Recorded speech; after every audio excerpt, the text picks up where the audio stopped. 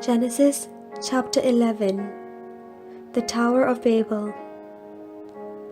Now the whole earth had one language and the same words.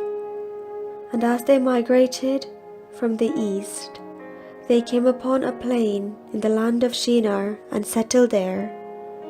And they said to one another, "Come, let us make bricks and burn them thoroughly." And they had brick for stone and bitumen for mortar. Then they said, "Come, let us build ourselves a city and a tower with its top in the heavens, and let us make a name for ourselves. Otherwise we shall be scattered abroad upon the face of the whole earth." The Lord came down to see the city and the tower which mortals had built, and the Lord said, "Look, they are one people, and they have all one language, and this is only the beginning of what they will do. Nothing that they propose to do will now be impossible for them. Come, let us go down and confuse their language there, so that they will not understand one another's speech." So the Lord scattered them abroad from there over the face of all the earth, and they left off building the city.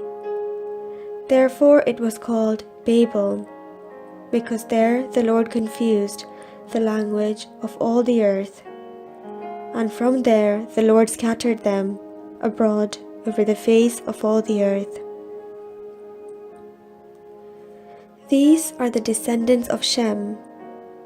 When Shem was 100 years old, he became the father of Arpachshad, 2 years after the flood. And Shem lived after the birth of Arpachshad 500 years, and had other sons and daughters. When Arpachshad had lived 35 years, he became the father of Shelah. And Arpachshad lived after the birth of Shelah 403 years, and had other sons and daughters. When Shelah had lived 30 years, he became the father of Eber. And Shelah lived after the birth of Eber 403 years, and had other sons and daughters. When Eber had lived 34 years, he became the father of Peleg. And Eber lived after the birth of Peleg 430 years, and had other sons and daughters. When Peleg had lived 30 years, he became the father of Reu.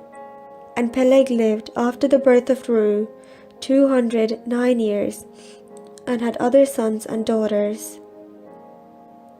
When Reu had lived 32 years, he became the father of Serug. And Reu lived after the birth of Serug 207 years, and had other sons and daughters. When Serug had lived 30 years, he became the father of Nahor. And Serug lived after the birth of Nahor 200 years, and had other sons and daughters. When Nahor had lived 29 years, he became the father of Terah. And Nahor lived after the birth of Terah 119 years, and had other sons and daughters. When Terah had lived 70 years, he became the father of Abram, Nahor, and Haran. Now these are the descendants of Terah. Terah was the father of Abram, Nahor, and Haran. And Haran was the father of Lot. Haran died before his father Terah in the land of his birth, in Ur of the Chaldeans. Abram and Nahor took wives. The name of Abram's wife was Sarai, and the name of Nahor's wife was Milcah. She was the daughter of Haran, the father of Milcah and Iscah. Now Sarai was barren, she had no child. Terah took his son Abram and his grandson Lot, son of Haran, and his daughter-in-law Sarai, his son Abram's wife, and they went out together from Ur of the Chaldeans to go into the land of Canaan. But when they came to Haran, they settled there. The days of Terah were 205 years, and Terah died in Haran.